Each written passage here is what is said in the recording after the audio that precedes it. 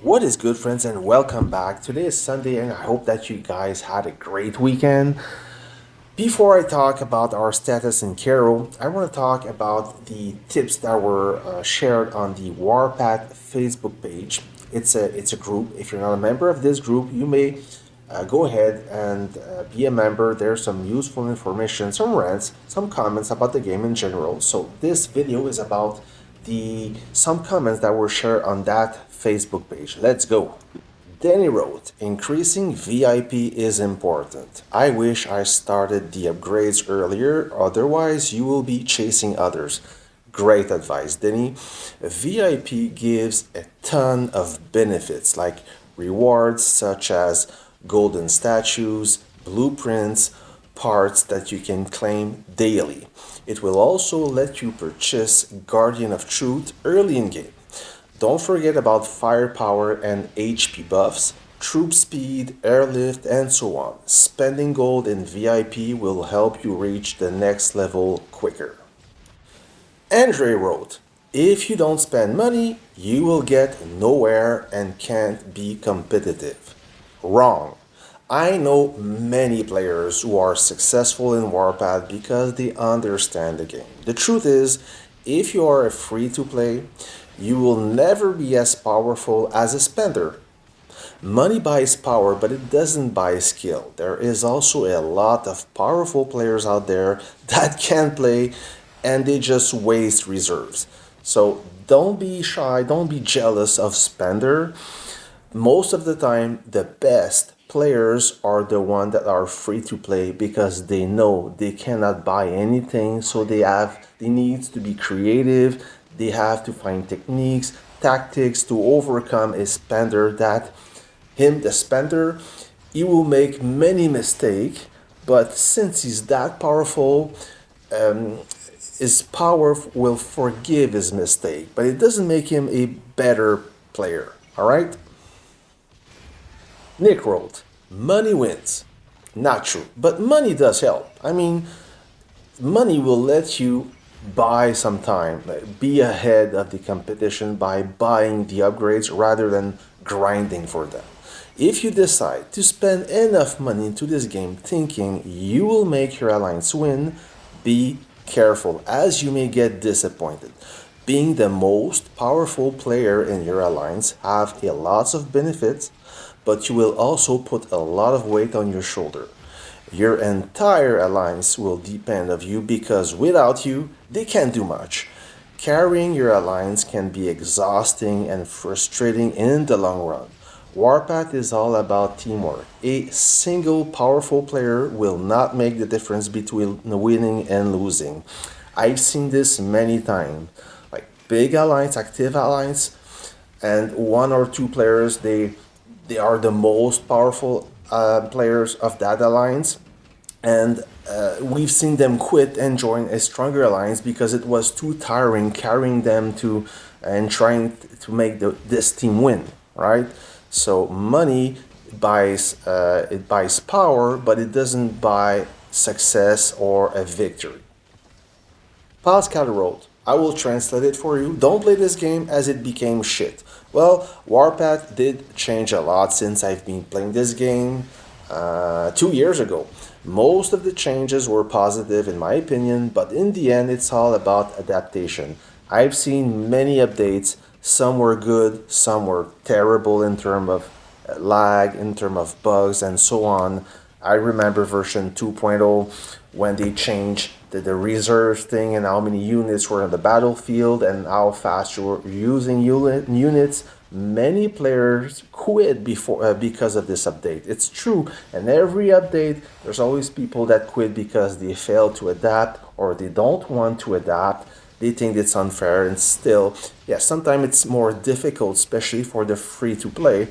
But I think that you get used to it. You just need to adapt, change your game style, and you will be able to power through it. All right? Darren wrote, only focus on one field unit, not super heavy tank, and one air unit unless you have a big credit card. That's a great advice. That's what I recommend all the time. I use mostly one strong battle tank, main battle tank, and since I spend a little bit, I also have a strong artillery because I think that, in my opinion, they work well together. Especially if I want to burn a base. You cannot burn a base with only a tank. You need artillery, right? And most of the time, the newbie player that don't do his research will level all his units on the same equally. All right, and they have 5 average unit. But if you compare as the same player who will upgrade one unit, that one unit may be able to burn all those 5 average units. So that's how you have to play.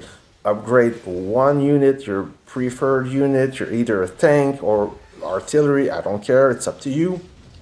Why not the super heavy? Well, I mean, now the super heavy, since the version 5.0, is a bit better, but still I think that the main battle tank is more versatile on the battlefield. You will make more kills.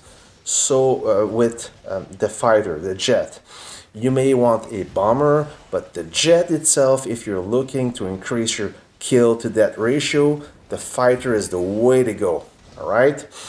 Maybe there's a better strategy. I don't know. That's what I use. I mean, your mileage may vary depending of your experience or how you play the game. But that's when you look on the battlefield, look how much super heavy there is, and look how much main battle tank there is. And you can draw your conclusion. Maybe you can discover something else. I don't know. But look what people is using and figure it out. Another great tip from Darren: focus jurisdiction events for the days when maximum rewards can be obtained.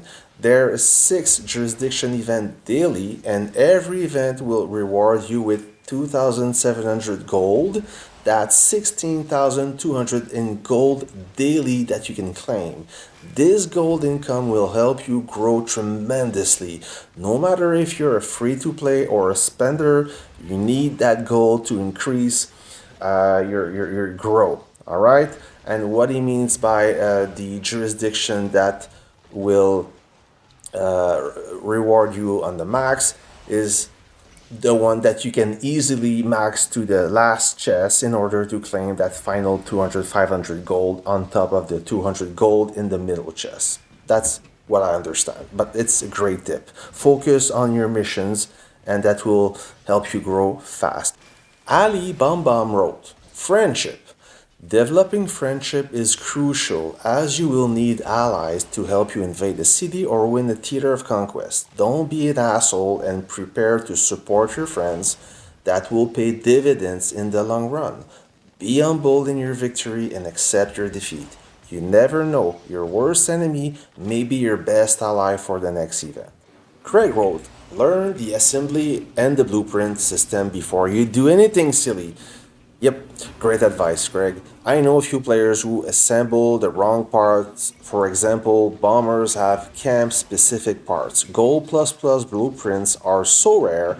When you finally claim one, you may be too excited to assemble it and forget that you don't even have the unit where this part belongs. Consequence, 40 million in military funds and half of your superior material down the drain. Take your time to research and don't be afraid to ask a question. The community has evolved quite a lot and now it's easy to access the right information. Tony wrote, select your officer depending on your actual situation.